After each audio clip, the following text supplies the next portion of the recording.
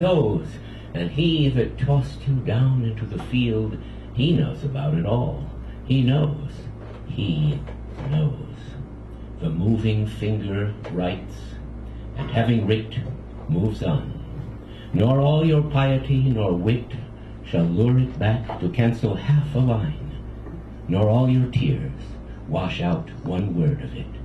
And that inverted bowl they call the sky, where under crawling coot we live and die, raise not your hands to it for help, for it as impotently moves as you or I.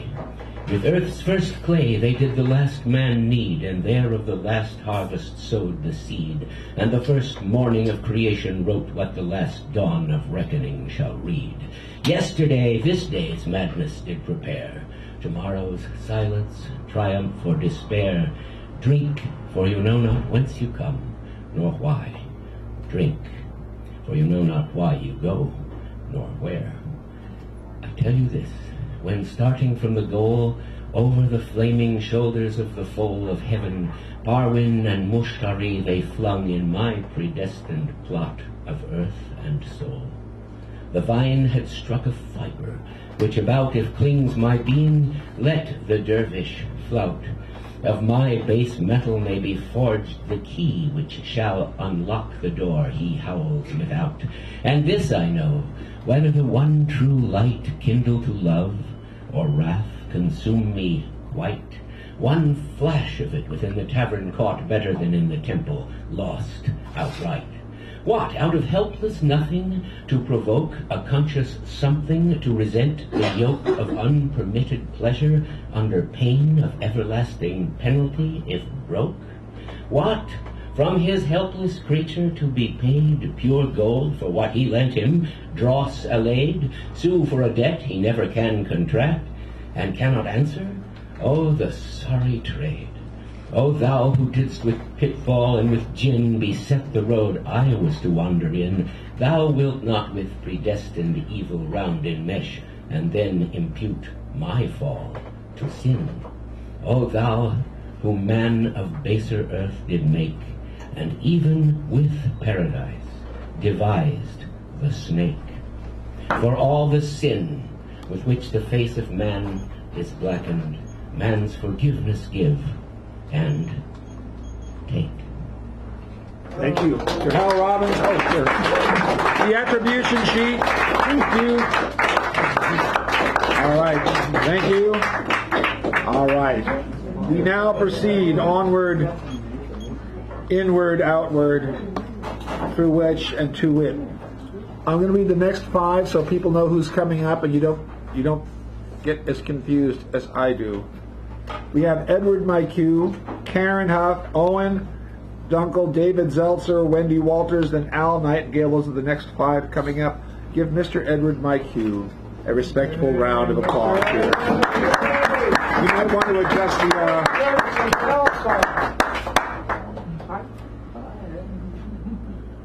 All right.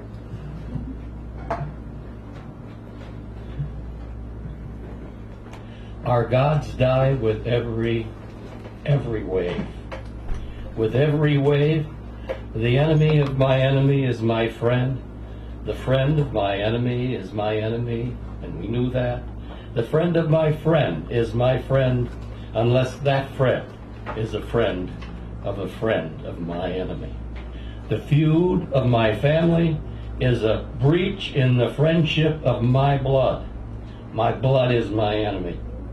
This is the edge of my world, and how rotten is the tooth of my despair. Oh. It continues. It took a while to turn a page. All right. Does peace have a pulse for peace? Does our world have a hope? The Pacific Ocean here at Land's End, where great ships foundered, brings back unfinished symphonies with every wave. The future's ugly, sharp paradigm shifts, earth jamming a jungle, diamond skies, sea change, playground happenings, and tree rats scurrying into the canopies. With every wave, everyone here is there under the surface of consciousness, along with all those bungled aspirations, the mischances, God's sake, the mistakes, the errors, crimes, completing apprenticeships, and over my mind comes the brown shale, room tone, mouthfeel, reordering parts, rationing emotions, ripening memories, pressing upward, stardust, a diminishing gushing, thickening light, a sea scar, and with every wave, the death of our gods. With every wave, Ragnarok. Thank you. Ragnarok. We haven't heard that word in here. Edward, my cue. And now the sign-in sheet went out there, so I can't remember who was next. There's the next, and thank you so much. Woohoo! Hot time in the old time tonight.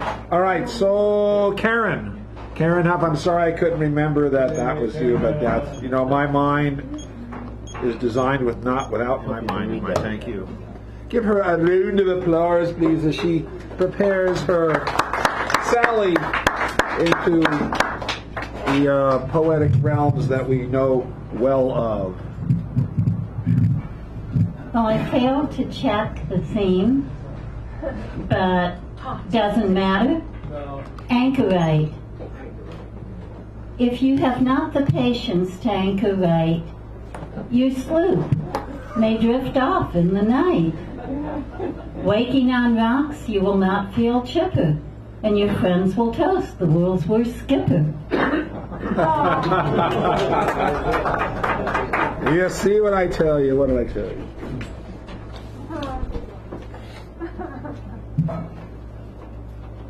Politics as usual. They say people have been disappearing at random.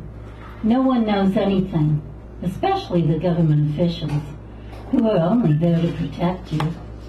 It isn't safe to go to school anymore, or even to work, but we do anyway.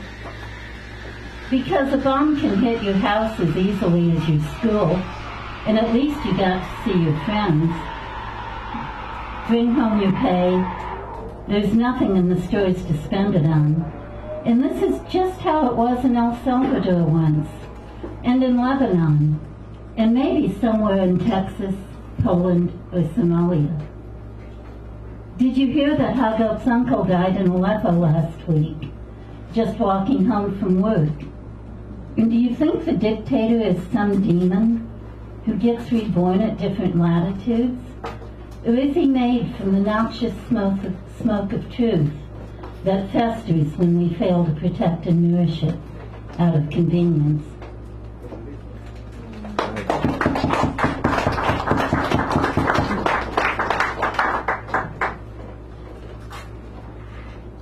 And it's a new one. At your window. Redwood tree of indiscriminate colors, starkly silhouetted. Every tiny cone whispering, notice me, I am here, bursting with life, content to wait. Recognize how tiny is the heartbeat of magnificence. Dawn salmon swims across the river of sky, barely clearing mountaintops to the east. Pigeons soar across new light, convinced they are stars of an impressionist masterpiece. Flags hang limp, whisper to my mariner's ear, there will be no sailing today. It's all right. There is no further shore whose siren call could lure me from this perfect moment anyway. You murmur in your sleep as I kiss your forehead, wrap your silken dreams around my naked shoulders. We stand beside some sacred stream at time's beginning, feeding each other blackberries and dandelion wine. You smile, still sleeping. I tiptoe out to go to work, carefully unraveling Adriana's thread behind me. As I walk to the elevator, hear you singing in your sleep the song that will call me home. Karen Hunt.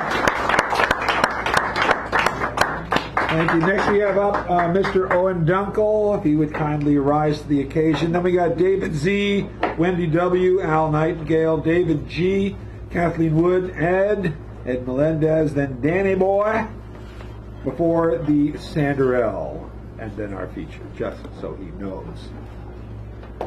Thank you. Nice of you here. Give you.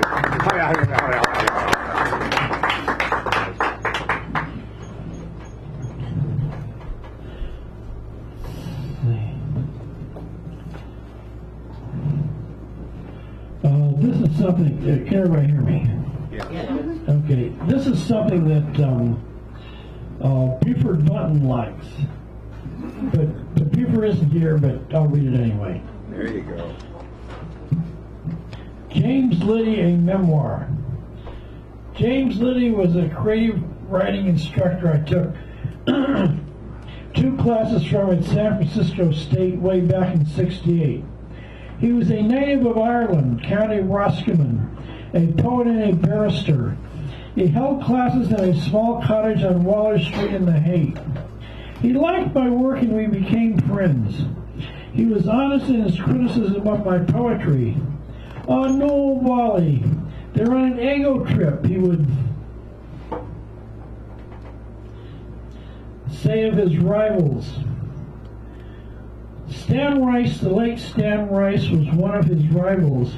"I was a pale goblet stem of a boy. A pale goblet stem of a boy indeed. Decadent rubbish, Wally." He was honest with me concerning my poetry.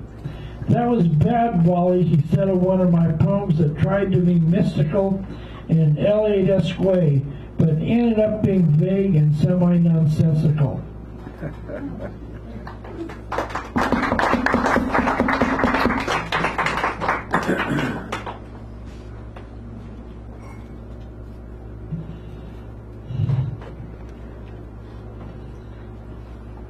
Cinco de Mayo.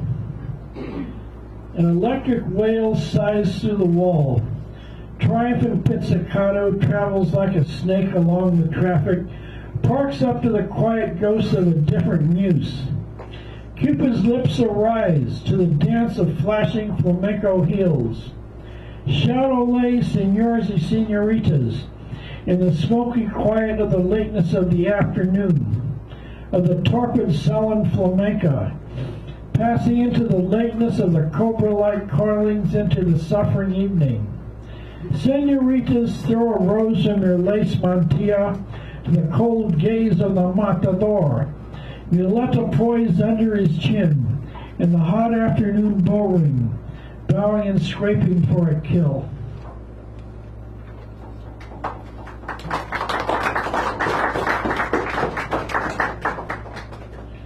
Litany of sound.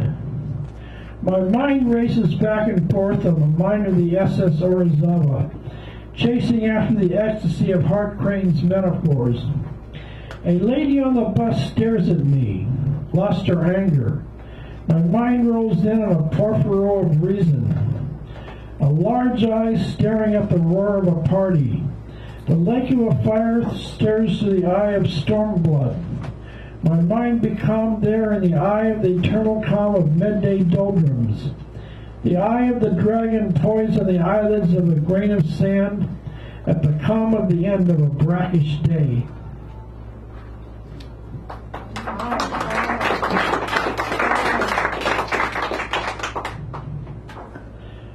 Poem of horses. The clouds of daylight my gaze have studied abandon in the quiet of a North Beach afternoon. Jack Kerouac has the baleful eye of the hero of spontaneous prose. Lawrence Ferlinghetti, the would-be St. Francis of Assisi. Hail, monarch of North Beach letters! Ashcan metaphors form on the icicles of his eyelids. My mind at love's loose ends, chasing the birds of would-be whimsy, of would-be fancy, into the voice of the evening.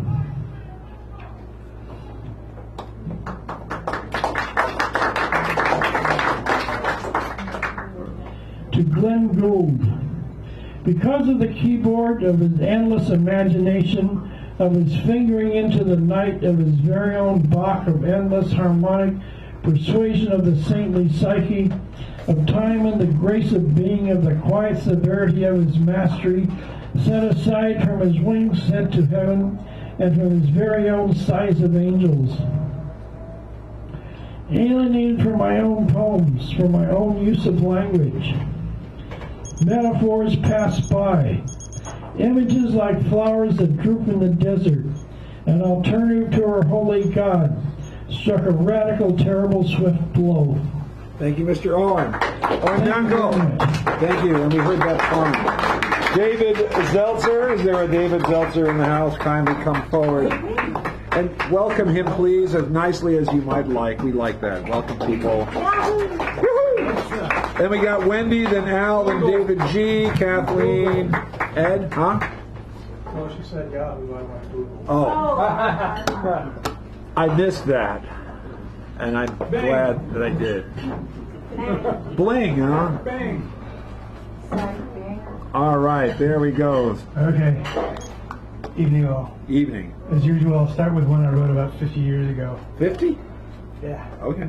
Just before the summer of love. Yeah, sometime last century, I don't know. Steve is the snow. Christmas came and went in a little house in the brain room, through the doors of a skull, antique and obscure, through the skin of an addict, the atom and the dust. Waking in the snow, your eyes make holes in my forehead, owned by a hypnotist from Denver, Colorado. Wow. So, yeah, you can talk. At one of the open mics I went to, the feature said she was asked by a publisher to write a poem for a geometry text, which intrigued me because I used to teach that stuff, so it motivated me to write this one. Along the curve, and curve is a mathematical term for a generic line from point A to point B, whether it's curvy, straight, or crooked. Along the curve. Far from tears streaming from the tiles breaking up in Texas skies. Quieter than electrons lighting up the Norway night with slowly waltzing dreams. Smaller than this thought before it bursts awake the neurons are the snowflakes freezing in your breath along the curve from my lips to yours.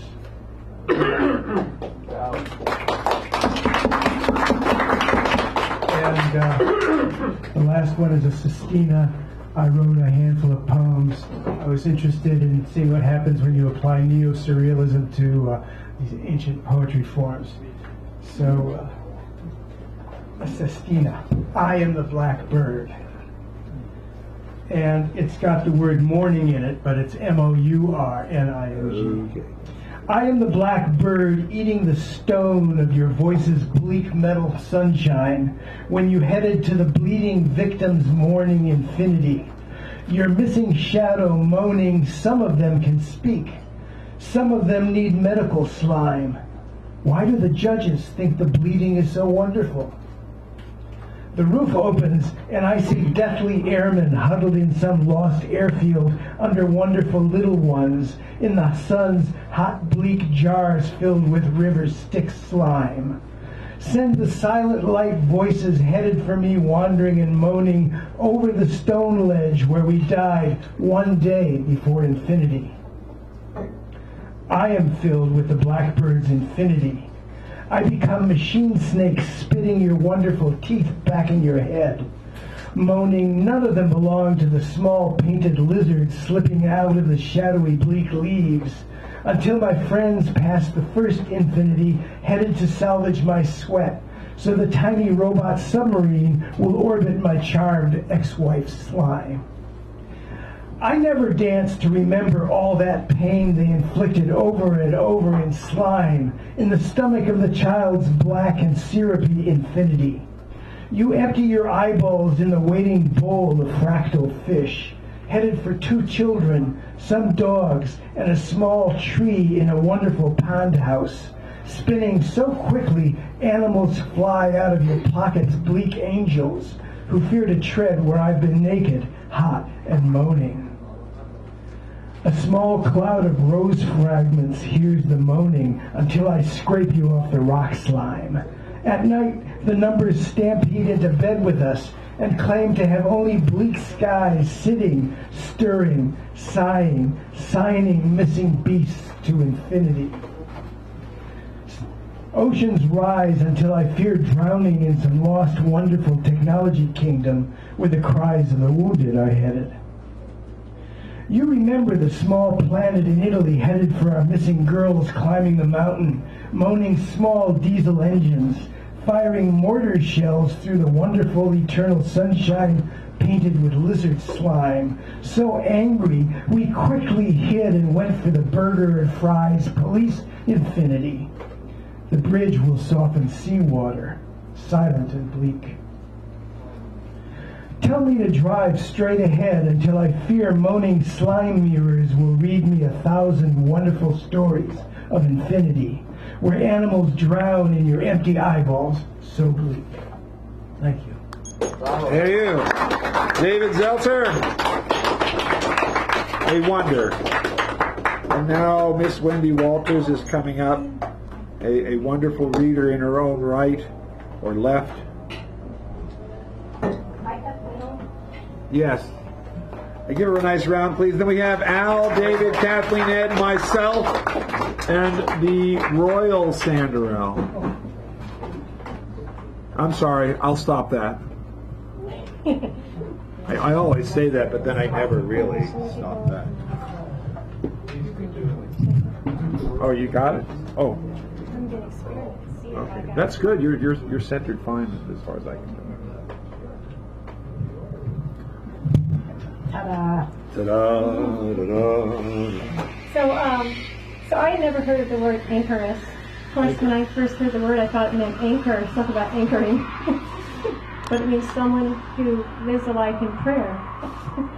So I picked a poem connected with that. Love knows. A metaphysician once said, desire is prayer. Perhaps it is, in every meaning it might have. Desire looks eagerly for love, its own true self. The heart of its own deep nature warms its winding wings, and holding its wish enfolds desire in hope. Desire must truly be a prayer, not the antithesis of union, but surely a flag bearer of love, which is always watching for ways to find itself. If desire is really love appearing in disguise, then everything we hope for, everything we feel, everything we do is one long, ever-repeating, ever-renewing, ever-changing prayer.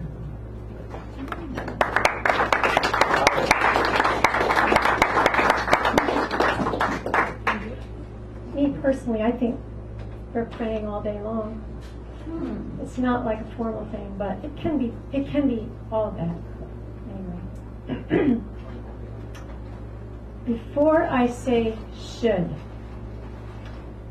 the world doesn't get better when I insist that it should, whether by my wish or my will, until I change my view, while seeing only with my eyes life divided in two, while seeing the earth itself and all that is in it that looks like another as other. I cannot meet anyone else's needs, not my own or another's, hearing only with my ears the language that says should, my goal cut asunder. When I say should, all solutions are delayed. But if I would say could, there is hope. Should equals ought, though could leaves room for able and possible and permission to believe. To believe in life, in oneself and what matters, beyond the mistakes of the lot of us each. How can I be part of a world that works for all, where pain and well-being coexist, not as suffering? Seeing not just with my eyes, hearing not just with my ears, of the substance of life which is energy and light? The sages have told us in every age and place, light is in the darkness, and darkness in the light. What we love is sometimes hidden. What we fear is love disguised. We are all in this strange world together, made of earth and stars, not two, but one. There is no way to peace. Peace is the way. And when I say should, all solutions are delayed. But if I would say could, there is hope. Thank you, Wendy. Very nice.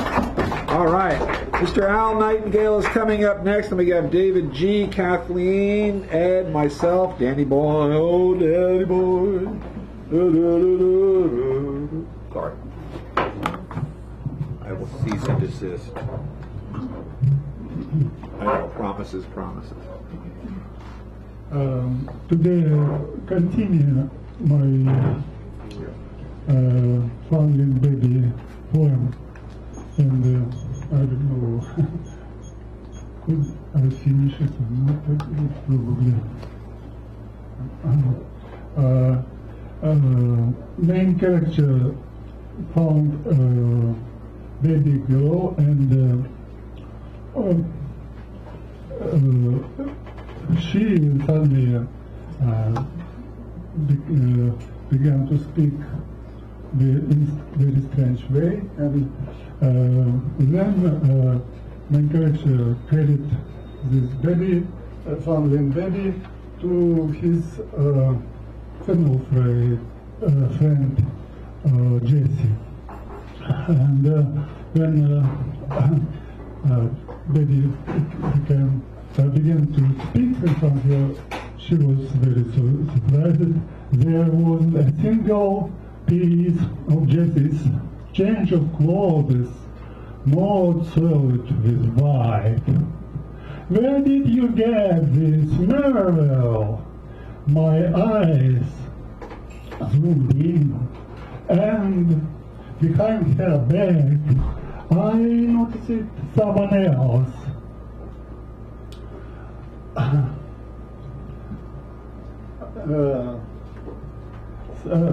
Choking and tearing off the last connection with the bottle half-emptiness line. Jessie's husband inevitably with moving out tie always showed brutal supremacy with the appearance of the ancient man returning from the hunt. This way once he came to Jessie, beat her husband and married her himself. She confessed that in her new husband she found a drinking hell. May I touch it? I already saw how my girl was skinned and cut into submissive squirrels. But what is with the zipper? It doesn't want to fasten. Stop the engine. Do I ask you to drink brotherhood with me every time when someone wants to know who I am and why I'm here? I had no choice besides to curtsy in fingered by waves in air seas fingered by waves. If we talk about the inhabitants of my planet, they thoroughly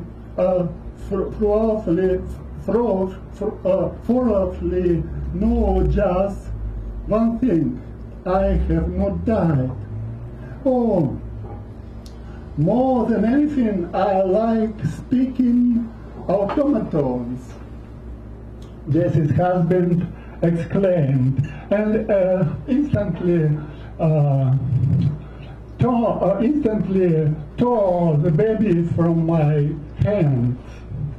I warned you that in case of provocation or any other action, I started to defend myself.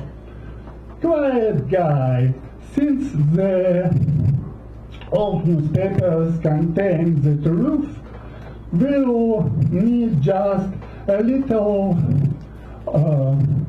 time, a little patience to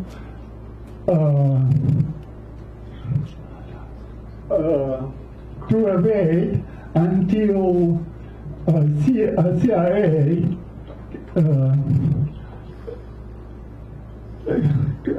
CIA arrives here, but you couldn't grab my hand like that in broad daylight.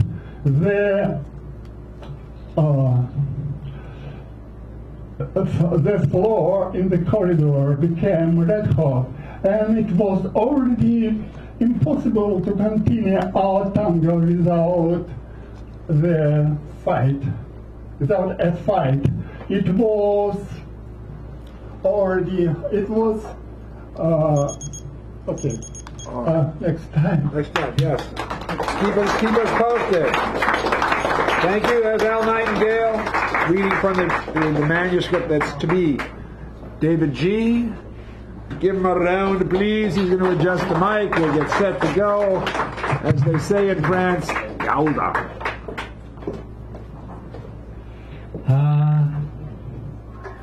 Billie Holiday turned 100 years old last year, and I wrote a poem for her. I've read it before here, but I read it again because it's still relevant. It's called MC Lady Day, age 100. Billie Holiday could have lived to be 100, like that great-grandmother of hers she tells of, and been still with us today. And if she were, even if she'd lost all her singing voice, she'd still be in the studio rhyming up and laying down raps over samples of her own record of Strange Fruit, about how we all have not abolished lynching, only given it to the cops to do for the white mob, which gets to watch at home now on TV or YouTube. The show must go on while the audience remains silent. Lady raised her voice in '39 when she was 24, and it was riskier in many places for a black woman to object to lynchings than for a white man to take part in one. At 100, certainly, she wouldn't give a fuck, and would put it just that way if every cop in the country wanted to shoot her for speaking up against continued terror.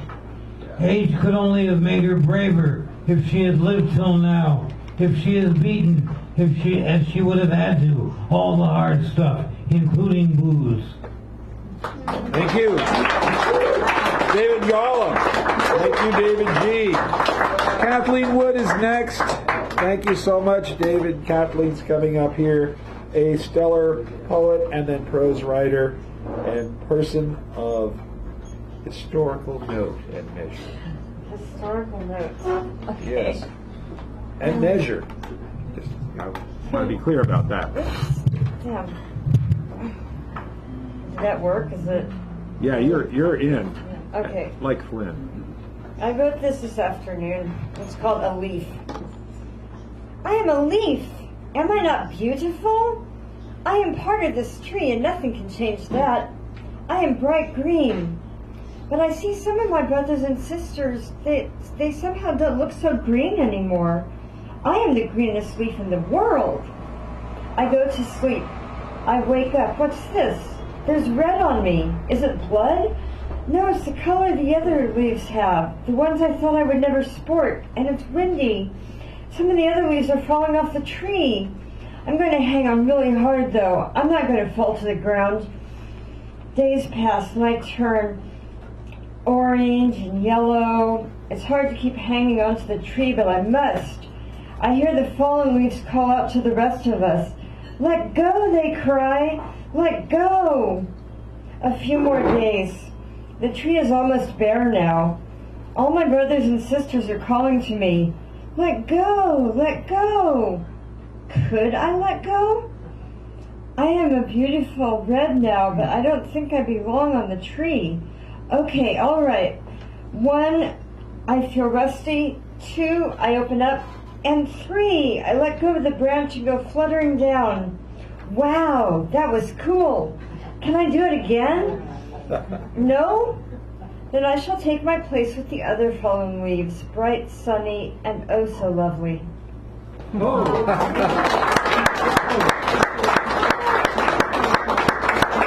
Nice. Thank you, Kathleen. Ed Melendez, kindly step fourth or fifth, as you call it.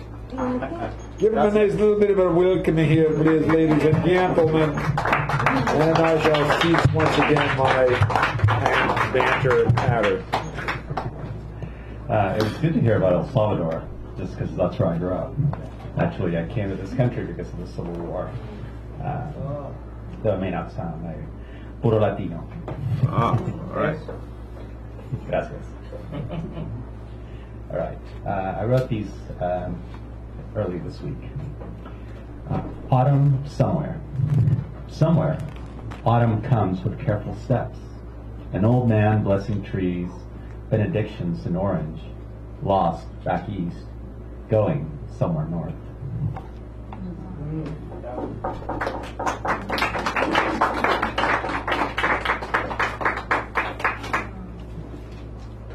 I've been thinking, I lived in Portland, Oregon for a year, so I've been thinking about Oregon because I got to see the seasons, and so I've kind of been reflecting on that. This one's called Snowstorm. Windows were ready for what was coming. Outside trees and cars remained frozen. Snowflakes began to arrive in ones, in twos, in thousands. Fairly soon our street was pounded by a snowstorm. The worst in 20 years, Portland, Oregon said. And sadness, stilled with winter, walked outside, wanting to disperse my atoms all over that white darkness, knee-deep in snow, imagining stars in spring, sitting at home by a fire. Nice.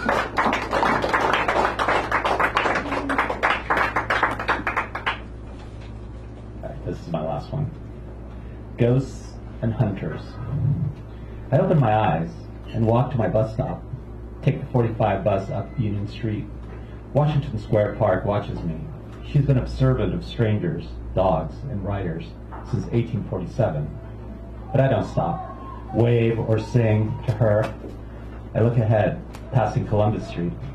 Mind settles to one thought, one mission, searching for more than a bus or sunbathers in parks.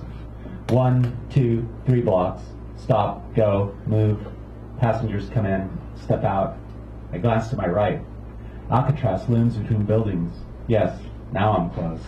Capone and others slept there, drowning in cells, dreams fading away to fog and cold, in a city closed and strange. Yes, ghosts walk, here and there, telling tales, declaiming poems. Hyde Street. Jack lived near here for a spell. Where are you, Kerouac? Still drinking up travel? Your words turning to their sleepy beat. Today is hunting day. I walk down to Aquatic Park, sit and watch water turn to time travel. Transistor radio plays Martian tunes in a Giants ball game. Jack Spicer, poet, drunkenly holds audience. Young poets laugh up each word. Swing, out of here, out of here. He watches me. Am I a ghost? Or is he? No, Jack, you are. I sit up, nod, and go my way. San Francisco with its ghosts and hunters lets me travel every street, looking for the address of poetry, of her end, her resurrection, her invasion, her destruction, her rebirth again and again, generations of bookends and drink. Back to North Beach. It's a good place to end this, or begin. Broadway in Columbus. Yeah, I know what you think. But I see Stephen Spender, British poet, stepping away from the beats. Alan, Lawrence, Philip, Corso, Cassidy, they evaporate in the clouds. I'd rather know Spender. So we talk of Auden and transatlantic poems fermenting in us, two sentient beings here and now in this daydream of hunting for ghosts and words. Thank you. Ed Melendez.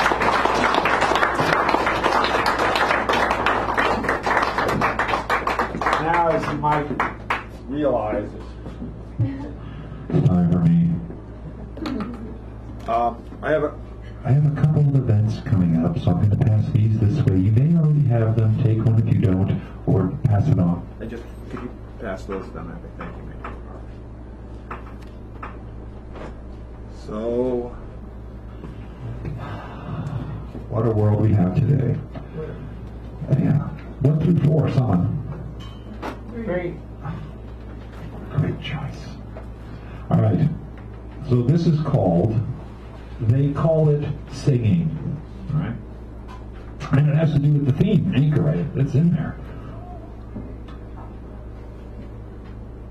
For miles around there is farmland. But I stopped to look at you. A great but lone tree of a kind that I do not know, but which has long taken root here in the soft love of the Great Mother through the parade of seasons. Your leaves seem golden in this light, and you whisper. Your limbs motion so the thousands of leaves follow in millions of ways. This is your body singing. No wonder children love to come near and regard you as friend. Home to any bird, they join with you, though they play tunes of feast or drink while you sing only of time. I took a portion of this day to touch you with peaceful intent, give you a pat, speak softly, and, in a way, offer to you the grace I feel as my beautiful eyes behold your elegant, naked frame. The friendly wind plays soft through fleeted clouds drifting in the sky, and you have a beautiful style, wonderful taste in friends, and your mind refines mine. Your spirit laughs with the ground, and this is freedom. Intimate with our mother, you reach to the stars with muscular limbs, moaning in your passion so that God is pleased. His hands find your soul and feels its yearning to build music. We share instruments, you know. We are companions on this earth, and so with it we are friends with the sun and its planets. Mountains and clouds envy your dance, as they might my legs or tongue, were I among them, and singing as I do now, hopefully, with you as you dance. So, there'll be no sleep tonight. I am become a pilgrim with the whole of this prairie as my summer house. And it's true, love does bring out the truth, that one is never forsaken, as one may be by the joys of our simple paths. Surely, my friend, we can guide each other here, find what's hidden forever, when all we have is time. That night, heaven lifted its filmy veil, revealing the magnificence of a myriad of worlds flung out upon the universe of unlimited love. And our conduct of that love was exemplary.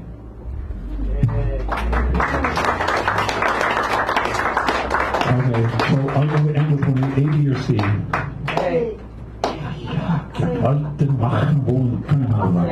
All right, okay, so, okay, you said A. That's not, you can't blame me.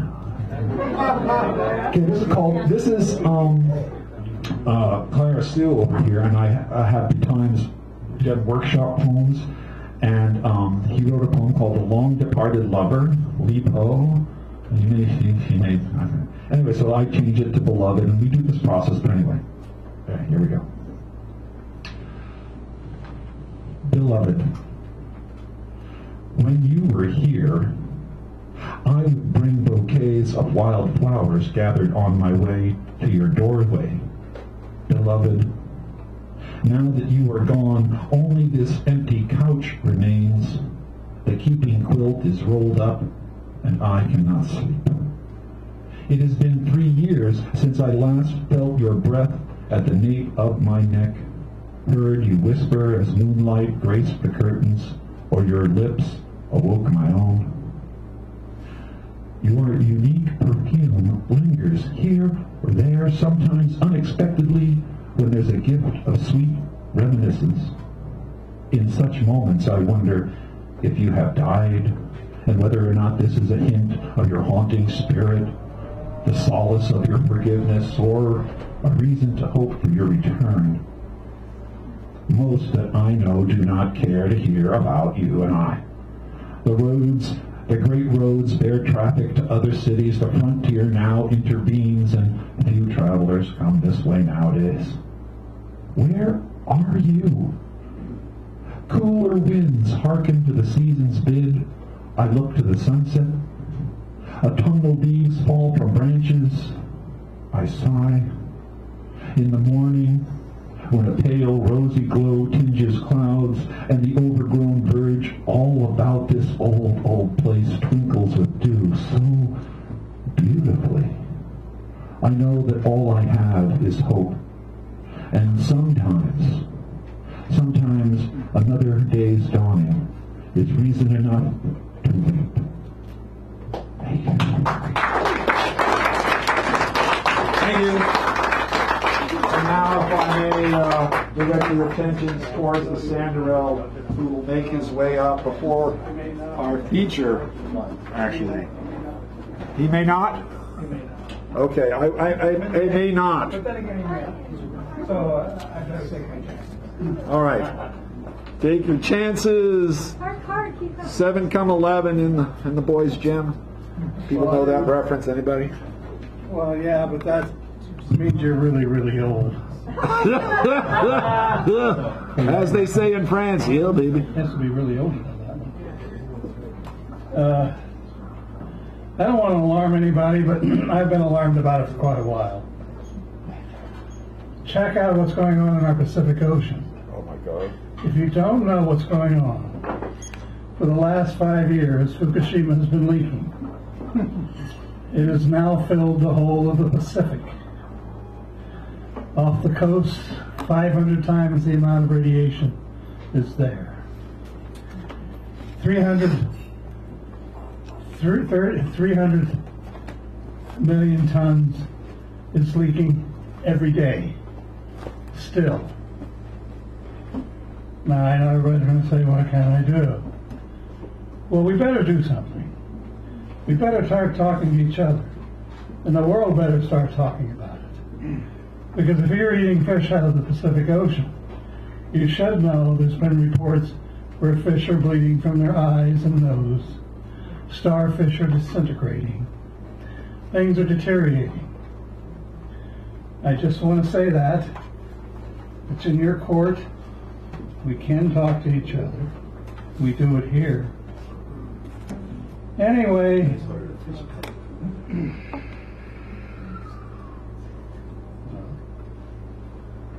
we all have our opinions about the problem. He's fine. I'm going to read 2 pieces. One, since the Blue Angels are in town. I read this last year, and it's called Coyote and the Blue Angels. Coyote heard the Blue Angels are coming to San Francisco. Since Coyote is new in town, arriving from Jalisco, he's unaware that the kinds of angels these are. He found out when he saw Ed Lee and Jeff of Mutt and Jeff. You know Mutt is Newsom, the same as the old scum. Ed is happy as a pig in shit about all the money that's going to be made off the Empire's war machines, as all other mayors have. Oosons really do love their war toys. They secretly love our war makers, especially when they can dazzle the Empire with these killing machines. People come from everywhere. Coyote is trying to make sense of it, but that is fatal to Coyote's sanity. There seems to be a disconnect as to the tragedies and death the destruction of these machines cause. It is as simple as video games, or maybe not. Maybe they get off on it. There is evidence to this. Coyote decides to dress as a sailor. Coyote heard women once again love men in uniforms, and the Giants are doing well.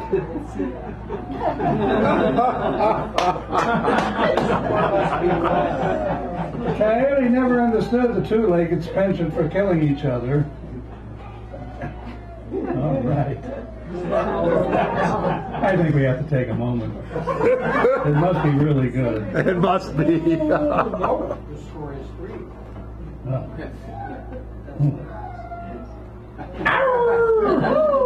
See, Coyote is here.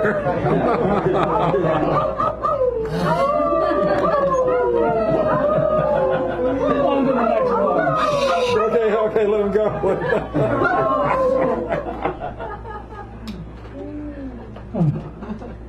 Coyote never understood the two-legged's penchant for killing each other. He would watch as young lovers walking in crowds, loving, but knowing in a heartbeat they would kill one another.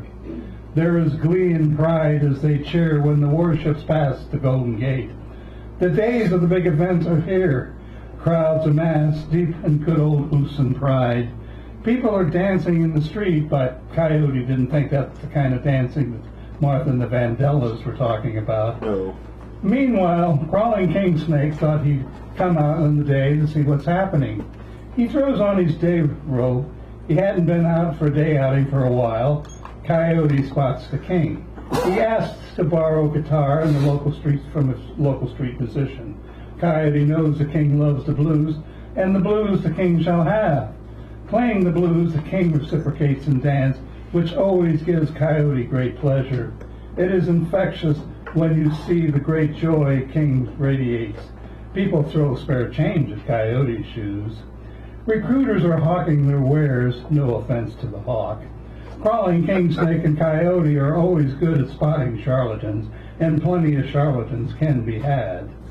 Come down, one and all, to the great show starring the Blue Angels. Suddenly flying low, these angels shake the earth, and they accelerate above Coyote and the king. They both know that these are no angels, and this is no place for sane beings to be.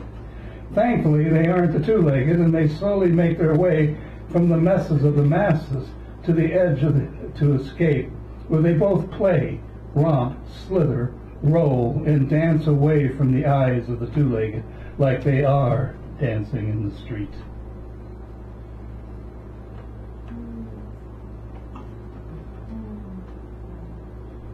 And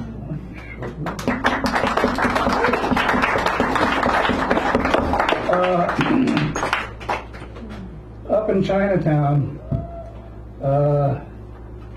is a place called the Great Eastern Bakery, right down the street from you. Yes. And it's been a while since I've been there, and the same people are still running it. I had a brief conversation with them. So here's the piece.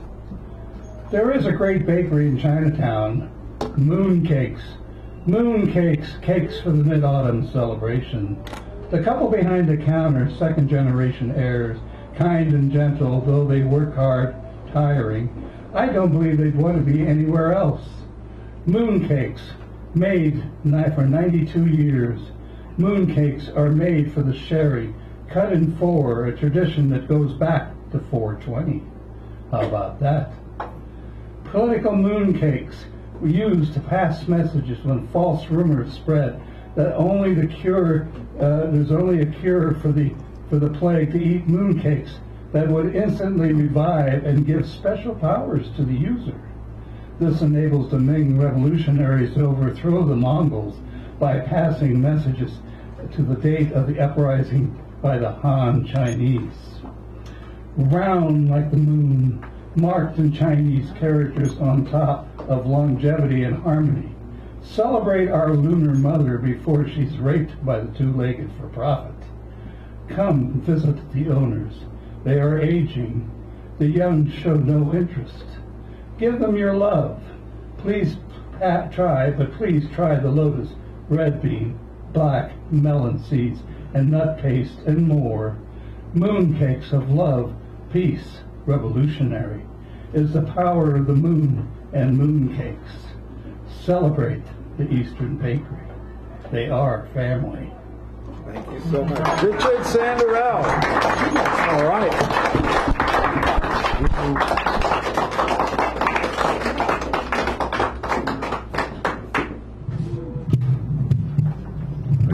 I'm going to introduce the teacher now. I'd like to do a very brief introduction introduction. He is good. Okay. But I'm going to go into a little more depth. The word perception. There was a book some years ago called The Doors of Perception. How many people have read that? Know that? Okay, cool. So you're going to hear the poetry of perception. There is depth, there are hints, there is mystery, there is an array of effects that this man creates just with words. Like the magician used to say, nothing up my sleeve. Okay? All the words are regular words, yet the mind and the soul are moved. So this will be good. Gary Turchin, would you kindly come forth and hold forth to this select group of people?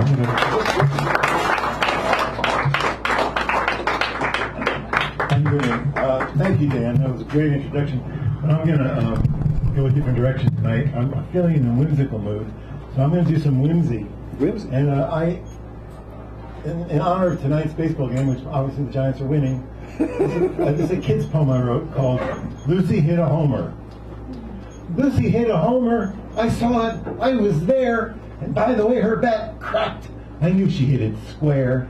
She took off running like the wind toward first base and more. Her team was losing by a run. Her hit could tie the score. She rounded first and didn't stop at second base or short. Why should she now with home in sight and all her team's support? She circled third with fearless stride. The baseman showed a scowl. But when she scored, the ump was there to tell her it was foul.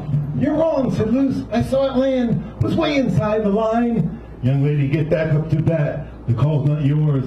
It's mine. So Lucy dusted off her pants.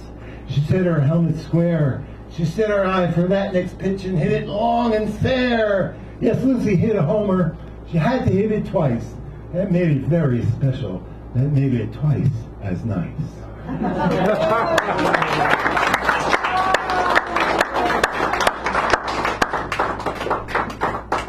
Okay, I'm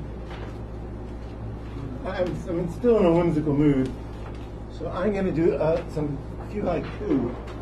I don't write a lot of haiku, but I wrote some. You can put your stuff here if you want to put it here. I'll get the stuff out of your way. All right.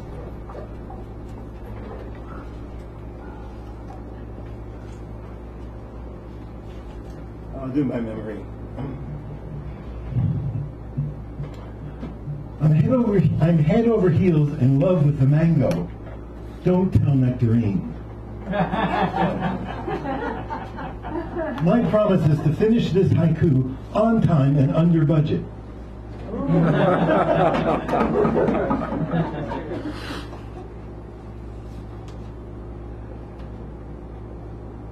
I made a brisket, the first one in many years. Holy cow, so good.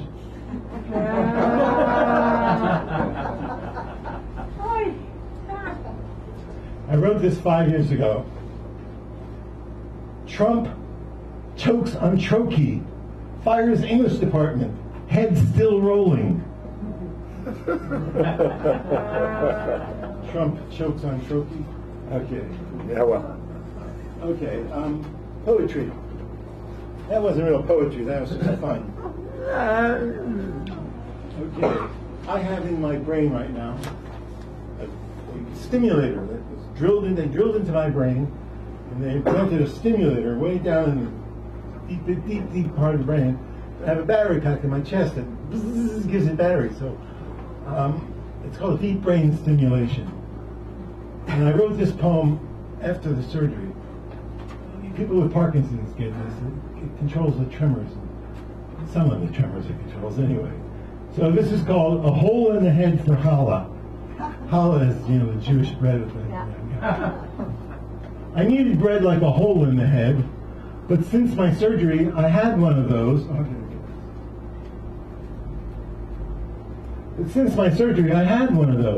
So I stopped and bought a loaf of challah, which I love, eggy and fresh and covered in poppy seeds, but needed not with this belly and body ballooning like they are, but it's challah, holy challah, God's own bread, and it's the Sabbath, Erev Shabbat, which challah is meant to adorn. So I stopped and bought a challah, which I needed like a hole in the head, which I have now too, and fix my brain and let the light in. the Shekinah, the holy light, which finds its way through all our cracks and crevices. Challah, unlike other breads, is best eaten by tugging at it, like taffy, yanking the braids and stuffing chunks in your mouth. It's an uncouth eat, but a spirited one, a godly one.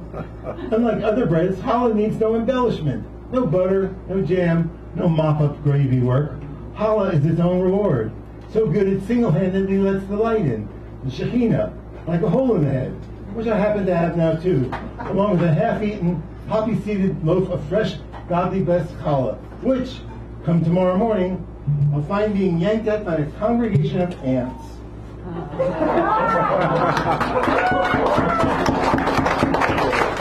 Jewish ants? Who knew? Well, you know.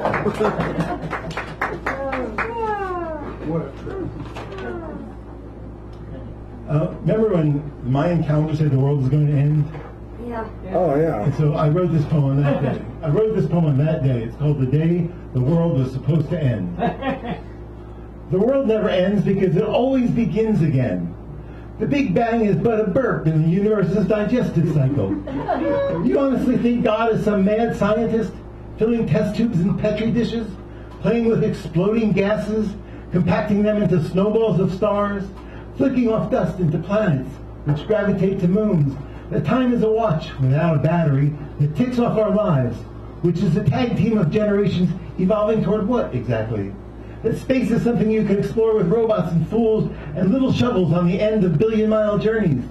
You really think it's that simple? Well, think again. Better yet, breathe again.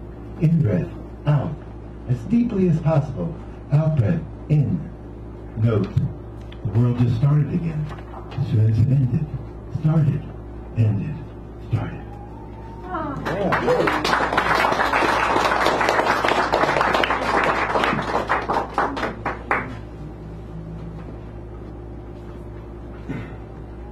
It's called The Abrupt End and Sad Spectacle of Sammy the Fly.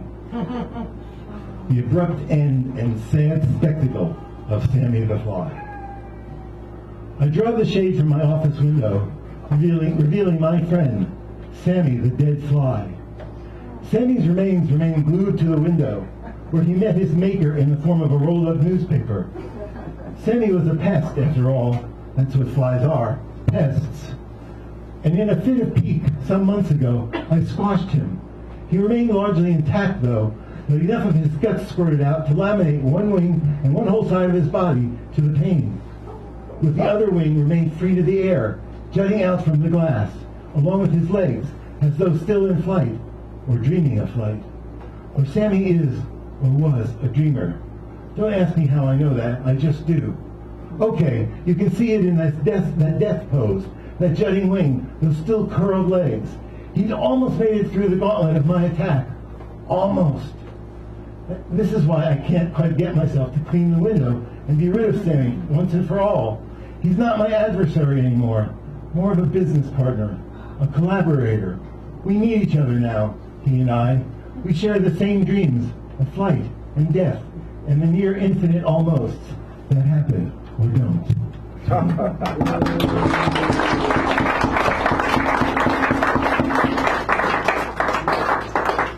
That's one heck of a fly. It's just true story. It's on there. It's left on my window for months. It's perfect. The wing is perfectly preserved wing and legs, and it just was a symbol to me. I don't know. It just really meant something to me. Okay, this is a poem I haven't read in years. I didn't even like, but somebody told me they really liked it, so I'll read it. It's called "Feed the Cat." Most of the people who have ever lived are already dead. Most of the species extinct. You are a fossil in a museum. The museum is already in rubble, indistinguishable from dirt. You are already the ancestor that never was. Go home. Feed the cat.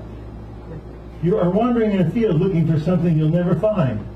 You have nothing to give but advice no one will take. Go home. Feed the cat. Every principle you ever lived by is wrong. The sun does not revolve around the earth. The world does not revolve around you. Go home. Feed the cat. Your wife betrayed you. Your children are unruly and disdainful. You haven't a friend in the world. Go home. Feed the cat. Your hard drive has just crashed and your backup failed. Go home. Feed the cat. A doctor gives you a terminal diagnosis. End the bill. Go home. Feed the cat. You are alone on your deathbed. No one to hold your hand as you slip away into oblivion. Go home. Cat is waiting.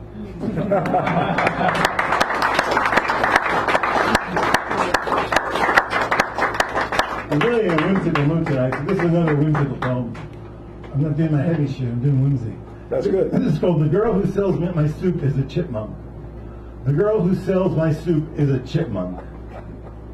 The girl who sells my soup every day is a chipmunk. She tries to disguise it, but I know that she is. Puffy cheeks, pointy ears, chipmunk teeth, excessively cute tail. I'm telling you, she's a chipmunk. Single, too. A single chipmunk without a care in the world, except her soup. She cares about that. Maybe a little too much. That's all she ever talks about, her soup. I don't know anything else about her. Does she live with her mother? What was her major in college? Is she religious, spiritual, political? What's it like being a chipmunk? With her it's all soup, soup, soup. All the time soup.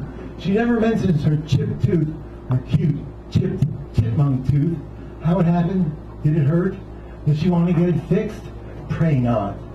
The girl who sells me soup every day is a chipmunk. But I don't think I mind one single bit.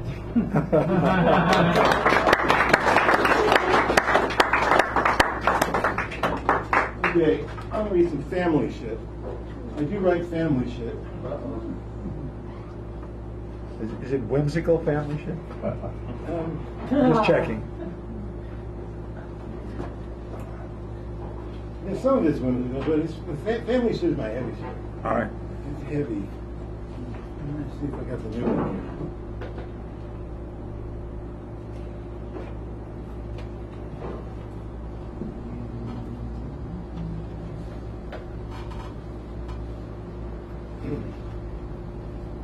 All right, look good.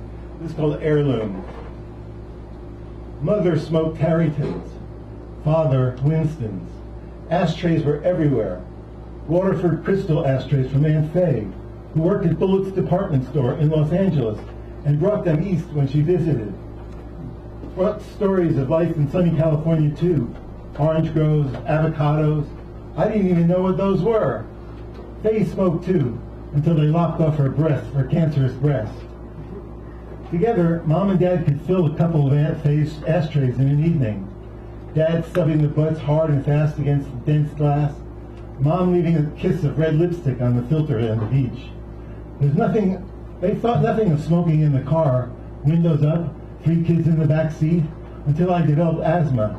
Then they opened the windows to blow their smoke out, though the wind knocked most of it back in, usually into my face.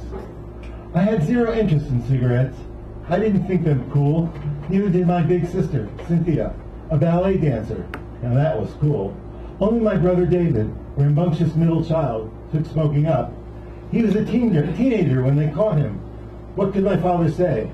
Dad started smoking when he was 12. The 60s came, and David moved to a commune in California. The 70s came, I graduated college, hit the restart button and moved to Berkeley. Cynthia stayed east, had a couple of sons, taught dance. We all smoked our fair share of weed. Somehow it was different than tobacco, and didn't set off my asthma, or I was too stoned to care if it did. Mom smoked Harringtons into her 60s. She eventually quit, cold turkey, surprising us with her willpower.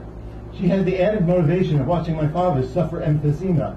He kept smoking even when he couldn't walk the 5 steps up to the bedroom without stopping to catch his breath a few times. Then he'd light up another Winston. I asked him once if smoking was worth it.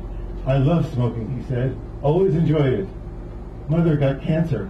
It started in her colon and spread to her liver. She died at 73, a year after her diagnosis. Father suffocated slowly for the next 9 months, unable to smoke, unable to breathe. Then he died too. When we divvied up the family heirlooms, David claimed the prized crystal ashtray, the largest one, kept center stage on the onyx table. He claimed the table too. He finally quit cigarettes a couple of years ago. In his mid-60s, living in Sebastopol. I got one more line here. In his mid-60s, living in Sebastopol, the ashtray still sits on his onyx table.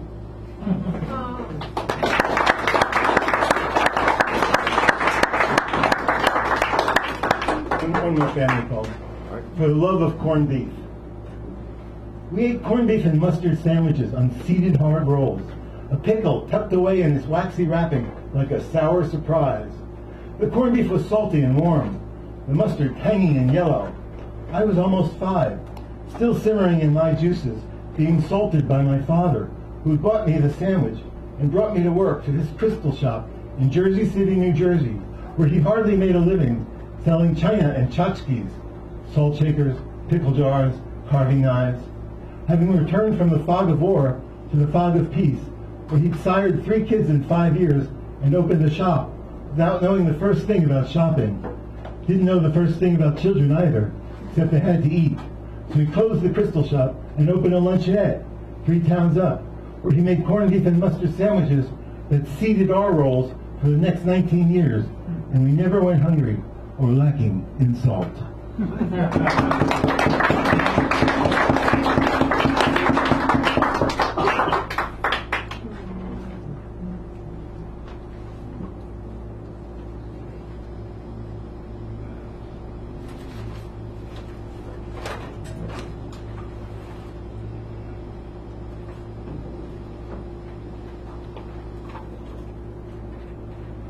Good to go.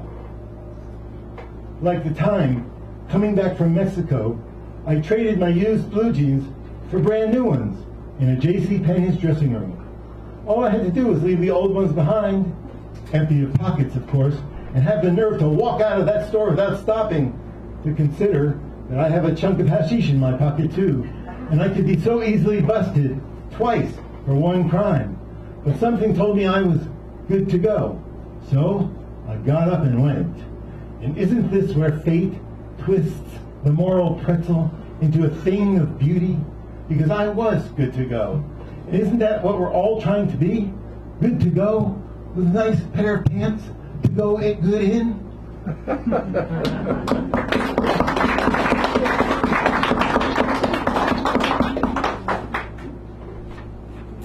Somebody mentioned geometry earlier, so this is a poem. Here's my geometry poem. It's called The Geometry of Water. Ask water for its dimension, circumference, diameter. It will laugh, scoff even. You dividers and geometers, it might say, contain me all you want. Bind me in your suit of shape or form, your rectangles, triangles, circles, temporary constraints all. I will wear them out. Splash over, leak under, punch through, or evaporate from, and congregate elsewhere. And what do your shapes and sizes have to do with me then? My geometry is you, you shapers and marauders of space. My formlessness is your form in waiting. You are my splash walking. Your million billion tributaries are my river overflowing into a living crust. If I am not your God, I am the mother of your God.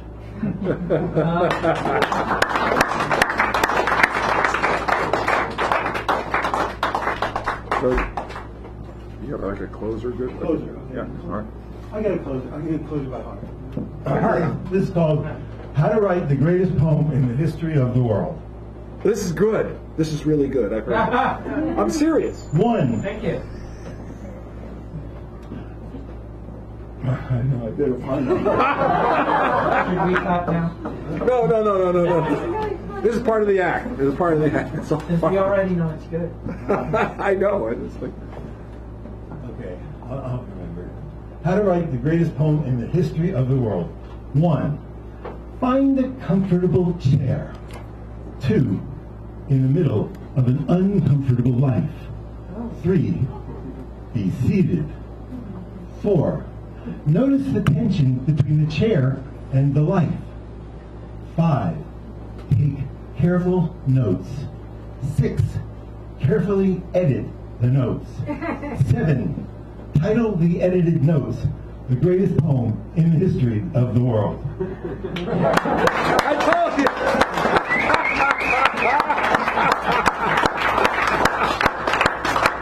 Didn't I tell you? All right, well, let me just get up there for a second to give him another round of applause. It's like, yeah, you know, come on. I mean, All right, so we're going to take a very short break, but I want to let you know who's coming next week.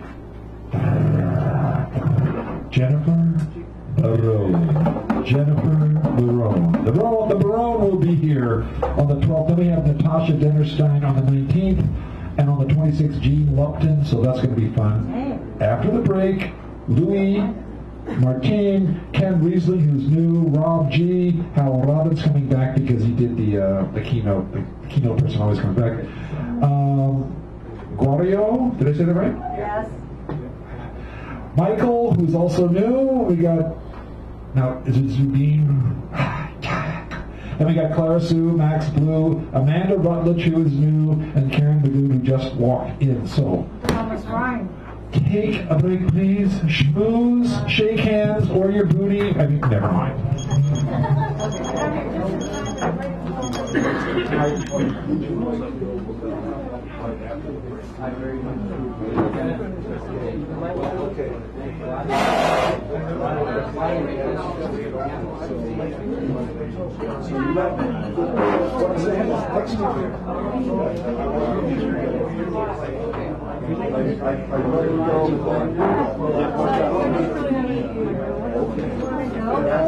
thank you, man. Yeah, give one to me. And then what are